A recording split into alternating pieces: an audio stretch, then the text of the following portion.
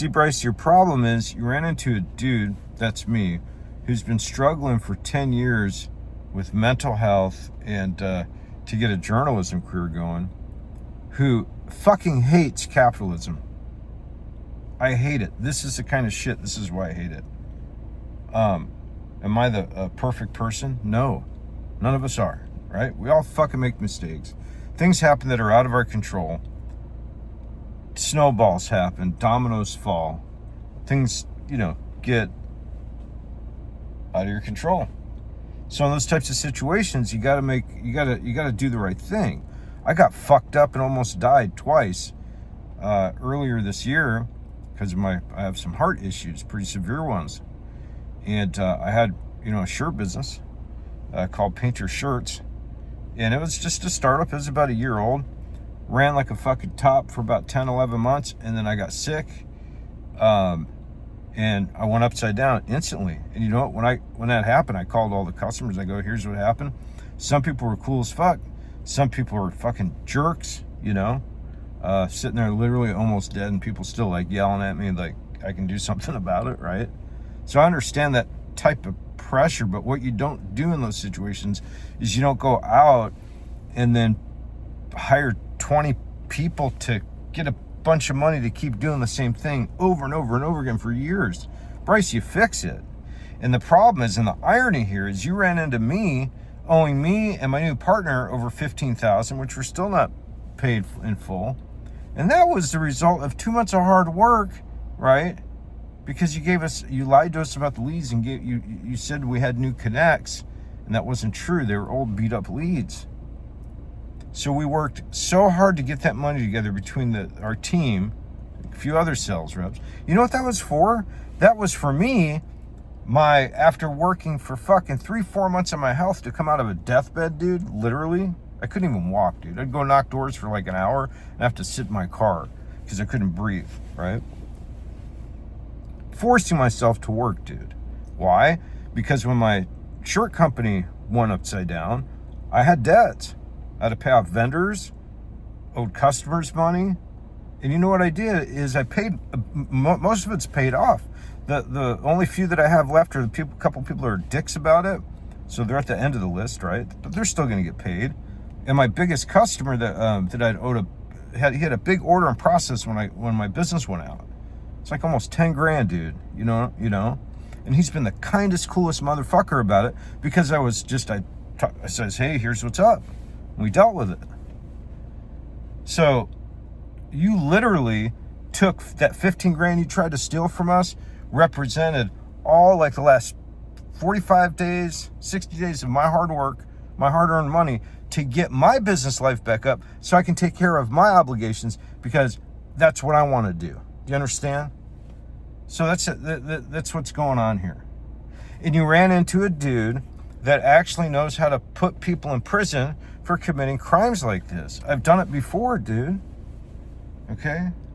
Now, people don't like me because I have a really big ego. I'm narcissistic. I'm out of my fucking mind because I'm a schizophrenic with personality disorder. And, but I've learned how to control my madness, I guess you could say. And I don't value anything in this society as far as like materialism and money goes. I'm a fucking socialist, dude. I'm a revolutionary, Bryce. I'm gonna go make fucking 30, 40, 50 million dollars, dude, and give it all away. It's been in my heart, man, is I like to help people. I don't like to see pain and suffering. It fucking hurts my soul. I don't like to see people going out in the name of Jesus Christ and misrepresenting him because Jesus saved me. I'm real serious about my shit. So, Bryce, pay the money to Stephanie.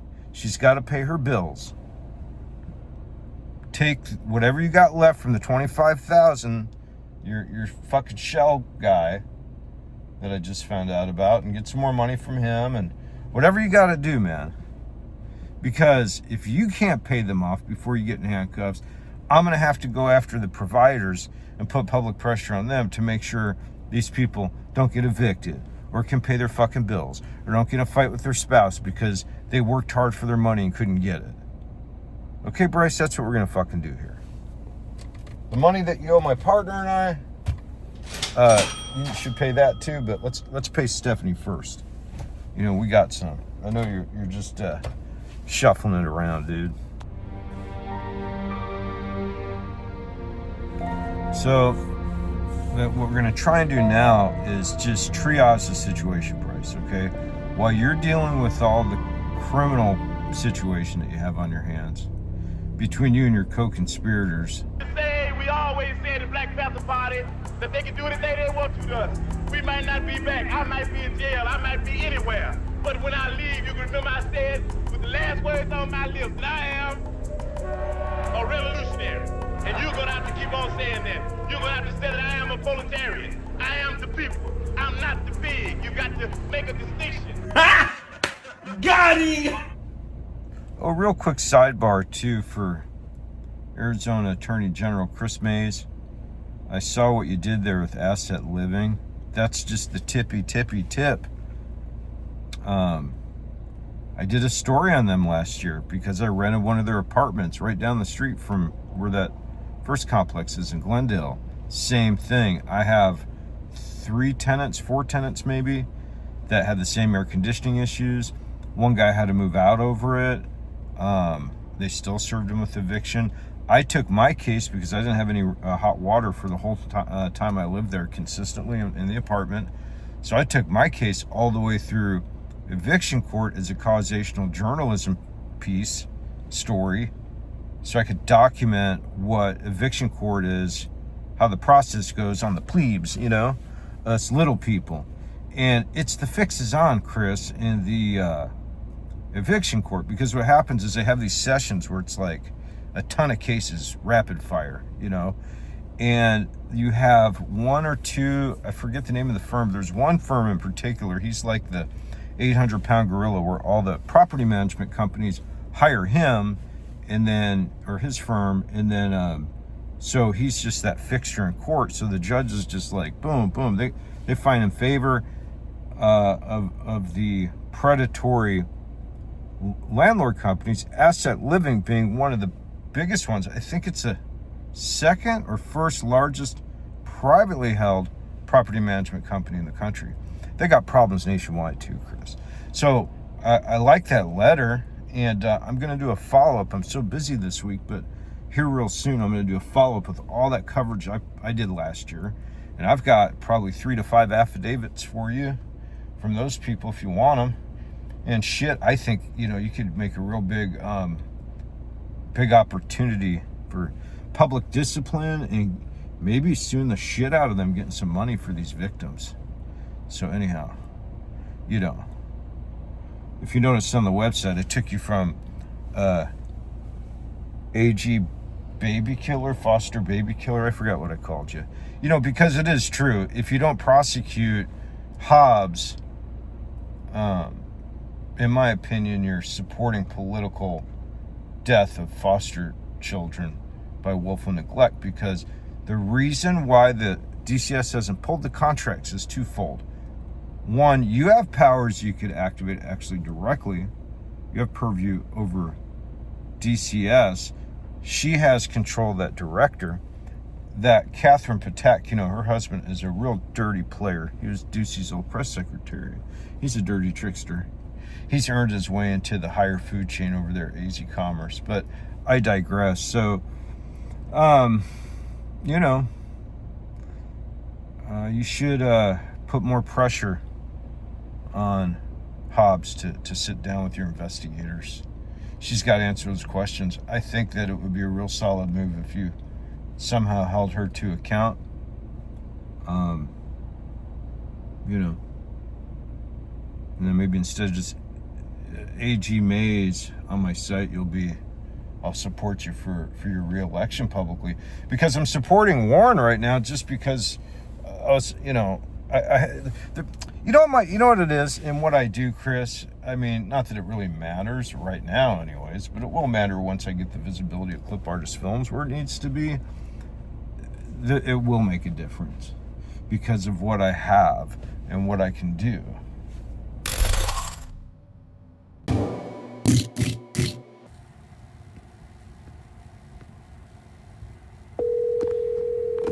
Hi, thank you for calling Spectre Midtown.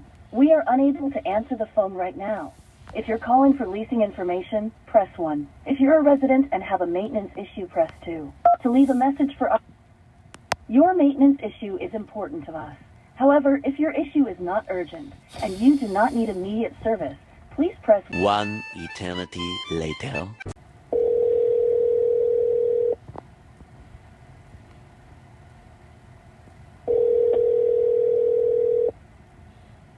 Asset Living, how may I direct your call?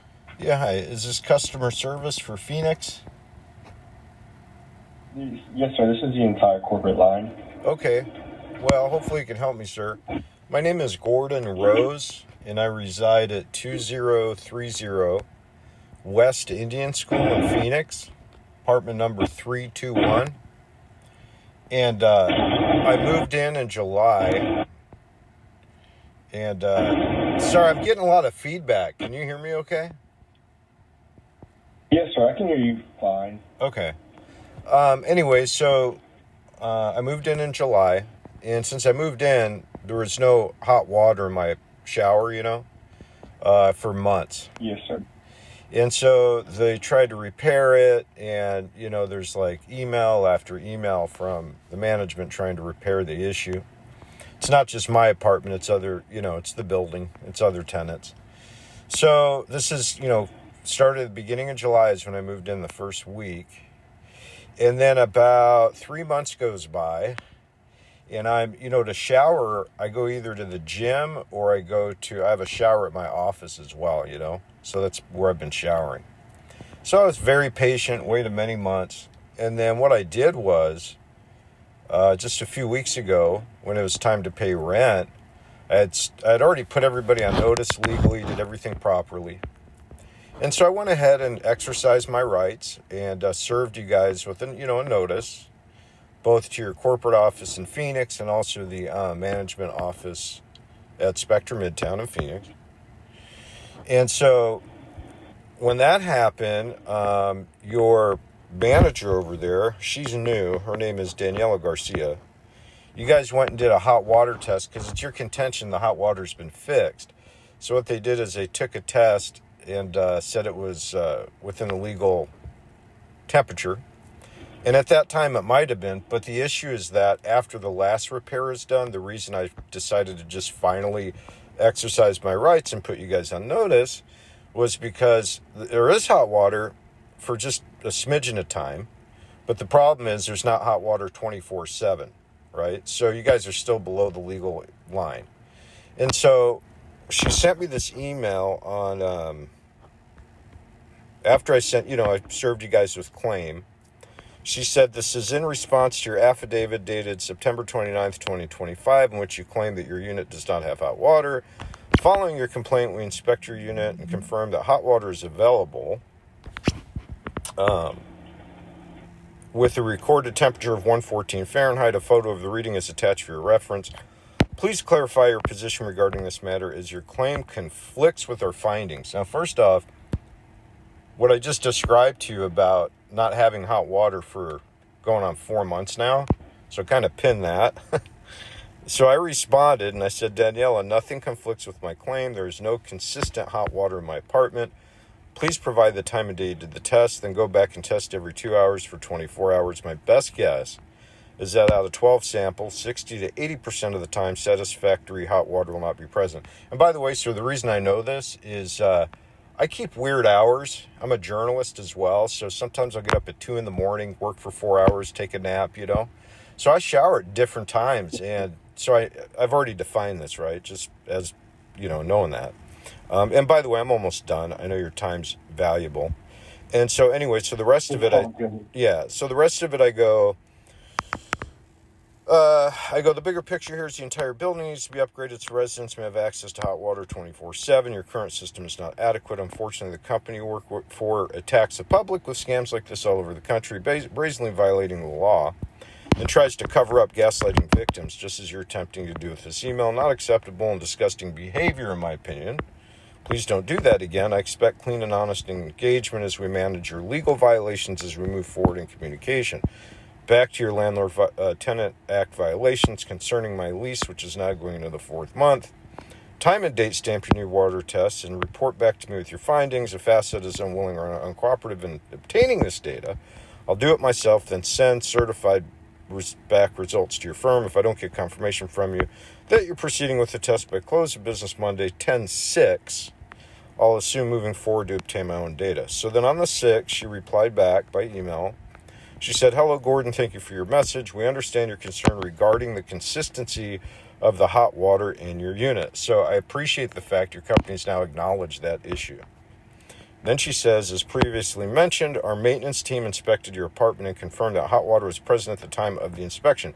We are happy to conduct another test to verify the water temperature again. However, please note we do not have the resources or obligation to conduct testing over a 24-hour period as requested. Once the additional test is completed, we will document the findings with the time and date stamp and provide you with that information. Please let us know a preferred time for maintenance to access your unit to complete this follow-up test. I responded back this morning because I want to do a little bit more legal research, and I did get a consult from an attorney before all this started. And so this was my response. I said, Daniela, until I may enjoy hot water 24/7 as provided by law, I cannot live in my apartment. What time and date may I plan on moving back in where asset living is not in breach of the rental agreement? That was sent. I sent her a copy of the arizonacourts.gov link so you guys can re-educate yourself on the law. Okay, so there's the whole situation. Now there's 2 other things going on here. The second thing is I happen to be by profession an investigative journalist. Been at it almost 10 years. My expertise is in corporate and government corruption, okay? And so the other thing I did is I went ahead and put your CEO on notice that I'm also doing a news story as this is all going on, okay? So pin that for a second. So that's the second thing. The other issue is that I'm going to be, in my personal capacity as victim here of this ridiculous situation as a consumer and a citizen, once I calculate my damages, in addition to the eviction court, which we can go to if we want to go there, I'd happily go there.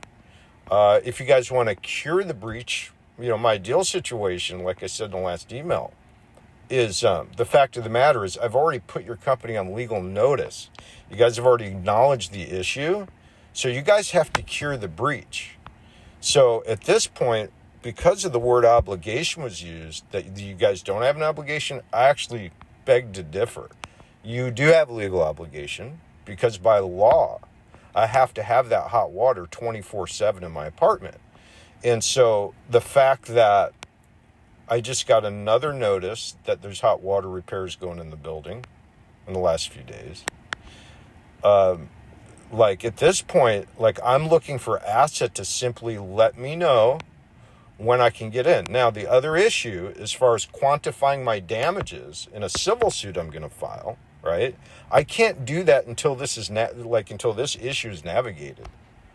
Okay? So that's the whole thing. And so I just called. I can't get a hold of the office down there in Phoenix. So I just figured I'd call the main number at this point and let's just get a dialogue going between myself and corporate or something, because I still don't know. You guys are further inconveniencing me, right? I'm on a work trip right now to DC. I've made other lodging arrangements. I'm also a very reasonable person, right? I'm not staying at the Hilton. I'm staying very meager lodging, okay? Because I can't be in my apartment. So the other thing I'm trying to figure out is when can I get back into my apartment? I can't, you guys are keeping me in flex. There's no point in this back and forth. If you guys are unwilling to get that extra data to show that there's no hot water 24/7, like I said in the previous email last week, I'll do that, but that's a separate issue. It's defined already that you guys are in breach. Anyhow, okay, I'm done talking, sir. What do you suggest we do at this point? Well, I definitely agree with you. starting a dialogue and talking to someone on the corporate level, just somebody above that property manager. Let me confirm, it is Spectra Midtown in Phoenix, Arizona, correct? Yes. Okay. So the person that I'm going to get you in contact with is Michael Pastica. Okay, He's the regional manager. Can I tell you that's not going to work, okay? And I'll tell you why. He's also copied into this email chain. I also put Michael on notice over a month ago about the news story side of this. This has been going on for months, sir. You know what I mean? So, yes, sir, I definitely know what you mean. Now, since I can definitely see where your aggravation is coming from. I mean, you're nowhere in the wrong. You have every right to be aggravated with that property and asset as a whole. However, just due to my personal and job guidelines and procedures, I'm not able to go above Michael Pastica as of right now, just because I don't have any I understand. any notes. So what could happen is I could email him for you, and from that point on, he has 24 to 48 hours. In this case, we can just do 24 hours to get in contact with you. And if he does not, then we can go ahead and escalate it from there. Okay, I think that's a reasonable step. I mean, part of what I'm trying to do too is document this whole process, right?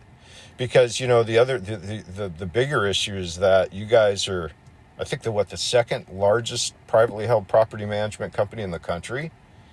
And I mean, sir, I'm just a real candid individual. This is not just a pattern, but it's by design. And it's not going to have, so literally, even this call is part of the news coverage. You understand? It's a linear pipe of transparency for we the people. What you did there with asset living, that's just the tippy tip. Hey, what's up, everybody? I'm here with Stephanie Jones of Houston. How's your Sunday going, Stephanie? Oh, it's going pretty good. How's your day? I've been traveling, and I'm posted up by a Starbucks doing this interview with you. And, just doing a Sunday. So thanks for making time. I wish we met under better circumstances. So you want to tell the audience a little bit about your background and stuff? Yeah, so my background literally is just plain and simple. I started off, of course, working at the age of 16 and, just went into retail after that, and it's just been retail ever since. So working from, Family Dollar to Walmart to all kinds of places. So my background is more of management, retail management. Was started off, of course, as regular cashier at Family Dollar, then ended up at the assistant manager program for Walmart, then ended up being a assistant manager at Walmart, and then after that, everything else was just, like I said, everything was just basically retail. It was either working at a furniture store, running a furniture store, worked at Rooms to Go. Sounds like most of the spots you've been at, you get there for a minute and then you get middle management or a little upward mobility. You like doing management and stuff? Right. Okay, yeah. Cool. I like that. It's cool. Right on. So when did you start at Beyond Pro? First off, how did you find them? Well, I had a brother-in-law who worked there. He was a sales rep, he was a manager. And he worked there. He told me that there was an opportunity because Beyond Pro just got started, I guess, doing the fiber. And they had a job at the call center, and I needed a job. And I said, okay, cool. So I started back in September of 24 as just a regular call center rep. And in the middle of 25, I became the call center supervisor. And then at the beginning of this year, 26, February, I want to say, I became the call center manager. Okay, gotcha. And that, when you became the call center manager, that's kind of when you were, I would say, was that when you were more privy to behind the scenes a little bit and started seeing how the payroll shuffle was working about then? No, actually, was when I became supervisor. I wasn't like privy to like all of the payroll stuff and whatnot, but it was more of I kind of knew what was going on because of the other call center manager at that time, but it didn't really open my eyes to everything until this year. So from your perspective, would you say that the payroll, well, I guess we'll call it categories, right? You got slow pay payroll, then you have the stealing of deals after people leave stealing, and then you have the, all the illegal contracts, right? There's so many different things. So your perspective is so valuable. Could you kind of share, like, when we had talked the other day, you'd mentioned something about the orphan deals. That was pretty significant. Would you share that with us, how that worked with Bryce? Which deal? I'm sorry. Okay, so, like, if somebody would get let go or quit, right, for retaliation, right, wouldn't they take the fiber deals and then put them in Bryce's name so he would steal the commission? Is that something? So, yeah. That part I wasn't too privy of. It was just information that I heard from other people who worked there. So that was hearsay. Okay. Sure. What happened. What I was told, and again, it was just from what I was told, that when reps would leave and they get I don't know if they were let go or fired or they just quit, that management would take those accounts and put them under Bryce's name. Now, I don't know if those previous reps ever got paid for those. I'm not sure. I can't speak on that, but that's what I was told from members of the back office. I understand, and we've got so many whistleblowers and agents come to Clip Artist Films on the story. The other party that can corroborate that, I believe, will be interviewing sometime the next week. So, okay, I appreciate you touching on that. Okay, so back to the kind of the chronology. So you come in and you kind of see what's going on. You get the promotion. Then what happens from there after they made you the manager? Right. So I'm gonna go back just a little bit. When I was please. Supervisor, Yeah. In like December of last year, we were all having issues because our pay wasn't right. And it started around about like last October, November, December, when our pay just started messing up. It wasn't right. We weren't getting paid for certain weeks. I have emails that I sent to Bryce and Lane stating that, hey, we're missing a week of pay. Nobody ever got back to me, even when it was time for the income tax, the form that you get at the end of the year.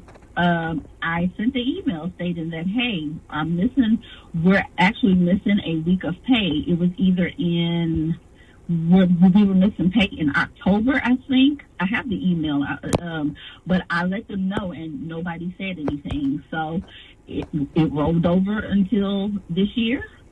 At the beginning of the year, we went bi-weekly for some odd reason. We started getting paid bi-weekly.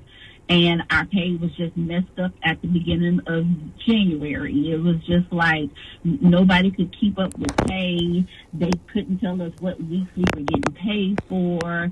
It was a mess. And I would say around about, what is this, July?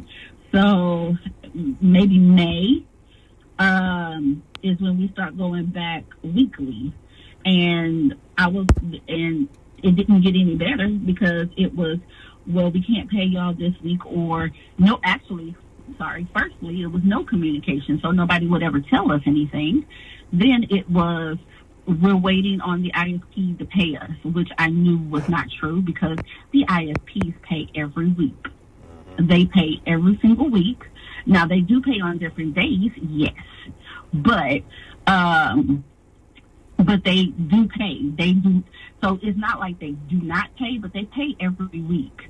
And so they can sit there and lie and say, well, no, the ISPs don't pay every week. We do get invoices, but they have to pay the invoices. No, the ISPs are going to pay every single week. So you can lie and say that you're waiting on the money, but you have the money there. So it's just every week. It's always something. They don't pay us. We roll into the next week, and it's like they don't pay us, or they pay us.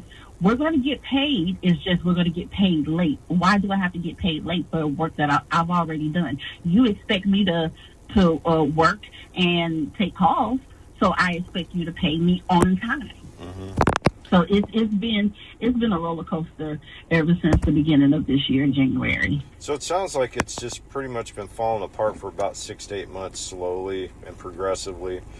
And it seems, they brought in our sales group. It's just pretty recent. We had to fight tooth and nail to get paid, and what I feel bad for is your situation. So it sounds like there's a buildup. So let me ask you this. So when you got promoted then, did they make you a lot of promises or something? Can you tell me a little bit about that? Because at that point, you're probably already getting pissed, right? Right. So it wasn't like promises. It was just, hey, you're going to get paid more than what you were getting paid, and you're going to get paid weekly. They were just asking, because I spoke to Lucas, and he was asking a little bit about me because I've never spoke to him before then. Mm-hmm. I knew who he was, but never spoke to him, never had a conversation with him. So I had a conversation with him. He said that, my pay would get bumped up and I would get paid a certain amount of money every week. And I was like, cool. And then, of course, I got a little bit more stuff added on, making the slicks and badges for the sales rep. So the badge that you got, if you got one, I'm the one who made it. Oh, well, thank you. Appreciate that. You're welcome. I got paid a little bit of money before then for making, badges and stuff every week. And then when I got promoted to manager, it was just all included. So it wasn't really like any, we're going to just give you all of this, we're going to do all of this. It wasn't any of that. It was just a verbal conversation. There was no contract. There was nothing written. Only thing that I signed was back in 2024 when I started. We all had to, and I'm pretty sure you did the same thing. When you started, you had to do the onboarding, and you had to sign that little contract that everybody signs. It's not just you. It's me. Everybody in the call center has to sign that contract that was for salespeople, not call center people. So has your lawyer that you're having reach out tomorrow, has he seen that agreement yet? The contract? Mm-hmm. Oh, well, yeah, they know about the contract. Their contract is just like a standard. It's a standard salesperson contract. Well, what I wanted to share with you though is in my research, what I figured out is the contract itself is illegal. It's well, I don't even know if that's the right word. It's it's being used for illegal activity. So in the state of Idaho, right, when you terminate somebody for cause, you have to pay them all the wages earned within 10 business days or the next pay cycle, which in this case is weekly. In the state of Idaho, 1099 sales commissions are defined as wages in Idaho law. So for the state their entity is out of, for the state their corporation operates out of, the contract itself doesn't even mean anything. Does that make sense? Right, yes. Yeah, okay. So. Okay, well, that's good to know because I'm still waiting from, I was let go on June the 29th. So just to backtrack a week before, I told them on the 23rd because it was at that time, didn't get paid for 2 weeks. And I sent them a text message and let them know, hey, I'm not working. I don't work for free and I'm not working until I get paid. So I stopped working on the 23rd. And all of the call center reps, they were calling and asking me, hey, when are we going to get paid? What do we do? And I just simply told them, I don't work for free. So I stopped working. So I don't know what you guys are going to do, but I did in a text message. I did tell them if y'all don't get paid, then do not work because you don't work for free. So, So, Stephanie, did you start a strike? I did. I love it. All right, keep going. Because I'm for the people. Because you're not going to sit here and these people have bills. They have rent. They have kids. They have to buy food. You cannot just not pay us for 2 weeks. That's not right. I'm pretty sure they're sitting over there with money, going on vacations and going golfing and hunting trips. Well, that's the thing in my research, also in some other tips. It's like, it's been a lifestyle of, drugs, partying, other things. It's, and they're just not doing the thing. Yeah. Exactly. Exactly. I mean, that's what I heard, and that's hearsay, but that's what I've heard. Yeah. But, so how long were you so from when you went to the call center manager spot, that was just a couple months or something, and then you finally said to heck with it? Yeah. Okay. So I took the call center manager spot. I want to say February, March, and then April, May, June. It's just payroll ever since it's been messed up. And we were getting paid through I guess one of their companies that they, do direct deposit, which is in the so-called claim fraud again, because it's the second time that we didn't heard their account is with fraud, and they can claim that, but I know that's not to be true. They said their accounts were flagged as fraud, so then they start paying us in Cash Apps and Zales and Apple Pay and all of this, and I'm like, there's no stability in pay at all. No stability whatsoever. So since I did the strike, and I said I wasn't getting paid, so that Monday, we always have a call center meeting on that Monday, and of course, Bryce came on, which he rarely does, and tried to apologize and give an explanation. And at this point, nobody cares about an explanation. We only care about when we're getting paid. And then you want us to be, in the conversation, well, you know that you're going to get paid, and it's just when you're going to get paid. So you still should work without getting paid, but it's going to come. Just don't know when it's going to come. And I'm not trying to hear that. I'm trying to get paid for work that I've already done. And I don't want to hear anything about next link invoices not coming through and ISPs. I don't want to hear any of that. I have bills. My bills don't stop just because y'all are having money issues. That's not my problem. So then that Monday, I get a phone call from Lucas because I guess Bryce and Lane didn't want to say anything. So so the same person who I guess fired me the same way.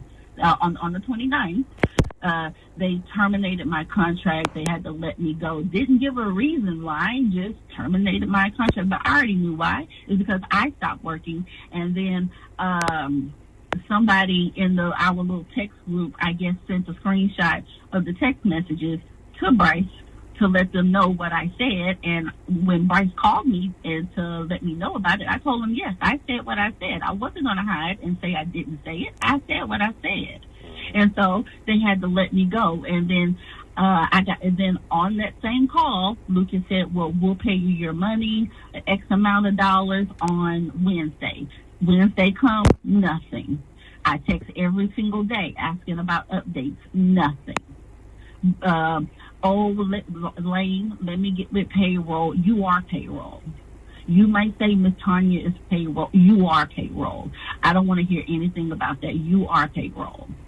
And after that, nothing. So when I sent a final attempt to get my money, nothing.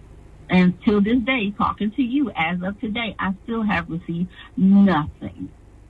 Well, first off, my empathy goes out to you, sympathy too, because I just went through that with my business partner, and it just sucks.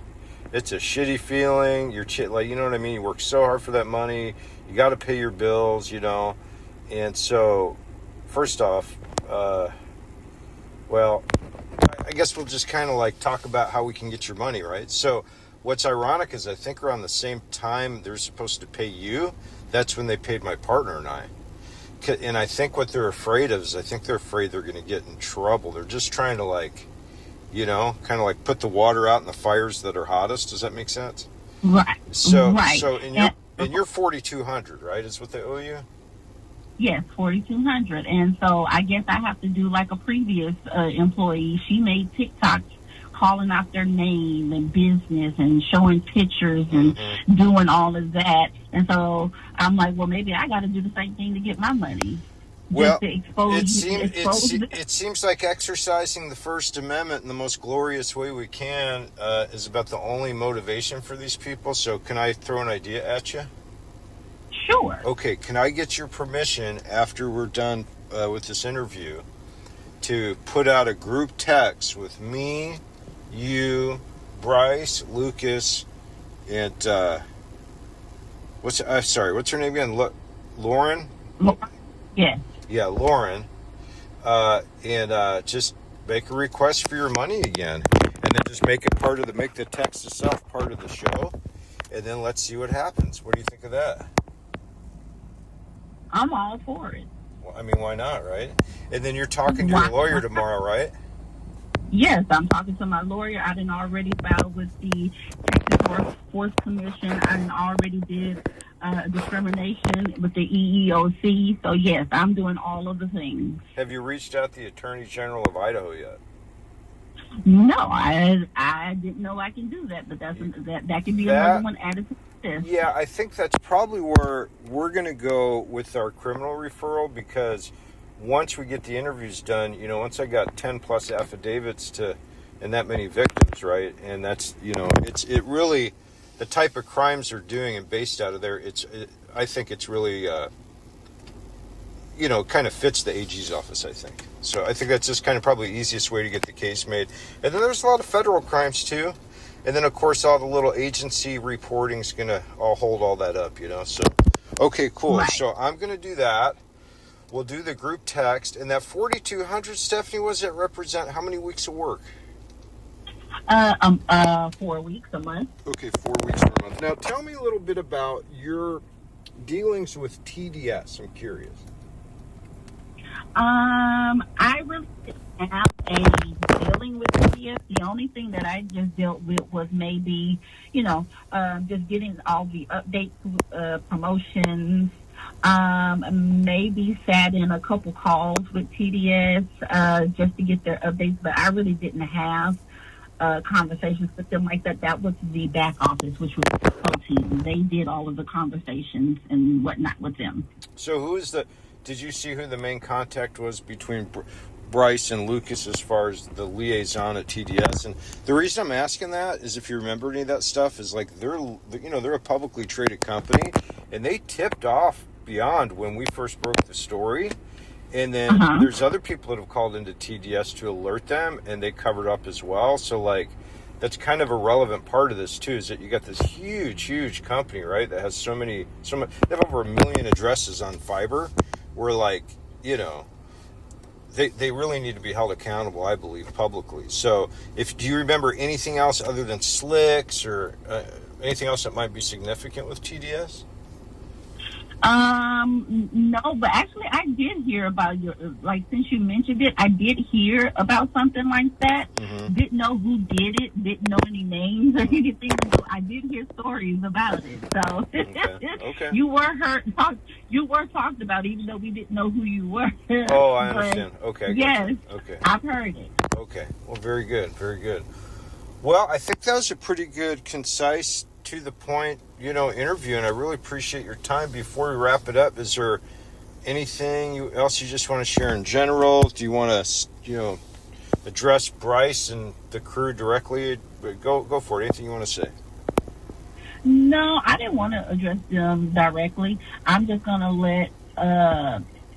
let justice handle itself. Karma is going to handle itself, because at the end of the day, when you do people wrong and when you know that you do people wrong, it's going to come back to you one way or the other. So I don't have to address them. I don't have to say anything else.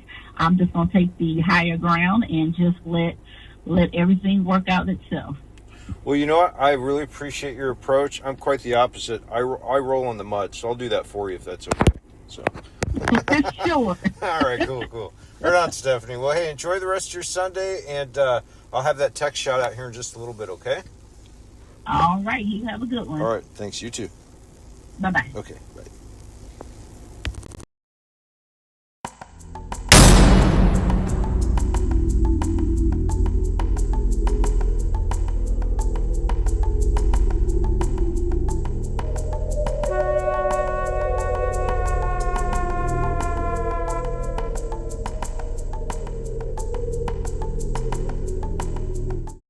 All right, y'all, I don't know what the fuck to do at this fucking point. I'm literally facing eviction. Because a fucking company is holding on to my fucking pay. I made this money weeks ago. A month ago. I have not been paid out for no hours worked in fucking May. Not no fucking hours worked in fucking May. We are in the middle of motherfucking June. I'm facing eviction. You bitches said that y'all was gonna give me my fucking money within 72 hours if I take the fucking post down. Exactly why I didn't agree to fucking take the fucking post down, because 72 hours and we talked a week ago. What are you talking about? Now I'm facing fucking eviction on some money that you guys are holding! For what? I'm fucking getting pissed. At this point, I'm about to find Stephanie ass and hog tie that bitch on everything I fucking love, bro. Y'all want that bitch back? I want my motherfucking money. Oh, Jesus. I'm not motherfucking playing with nobody right now. Y'all fucking with my livelihood for what? Give me my fucking money before I start tweaking. I'm gonna start doing some real weird ass shit. I don't give a fuck. You play with my livelihood, but play with that bitch life on everything I fucking love. I found 10 people. 10, and that's just the people I found. Baby, I'm about to add all of this proof. And then for Amanda, Michelle, Malika, Shalay, whoever the fuck, anybody in this company, stay the fuck off my TikTok, dead ass, before you need that. Before you get that, for real. Before you have to meet me. Why the fuck are y'all in my views? Why are y'all on my page? Y'all on my page, but they don't want to pay me? Y'all on my page trying to get an update when y'all can just pay me. Like I'm doing this shit for kicks and giggles or something. Just pay me. Y'all trying to figure out what the fuck I'm finna say next, bitch. I'm finna say it all. Is y'all cool? Huh? Baby, I'm telling you. I'm telling you, if I have to pack this motherfucker up because y'all fucking with my goddamn money, I'm coming after everybody, boy. Person by person. Fuck the company. I'm coming after kids. I'm coming after, take it however the fuck you want to, because I pinky, I promise. I don't know what the fuck to tell y'all. This is crazy as fuck. My mission now is above me, baby. This is above a conversation. This is above negotiation. I already done wrote the fuck off. Like, I already wrote it off. Like, the fact that y'all still haven't paid me, I don't even think y'all gonna do that. Make it your best and your last year, bitch. Make it your best. I promise you. I don't know what to tell y'all. This company is getting shut down. And Stephanie, you auntie motherfucking ruckus ass bitch. The fact that you working for these niggas, the fact that a bitch like you is working for them, knowing damn well what the fuck they do, and you bringing more of your own motherfucking people into this bullshit, you a auntie ruckus ass motherfucker. I don't trust nothing about you. I don't trust nothing about you. You was a flawed ass bitch. I don't like you.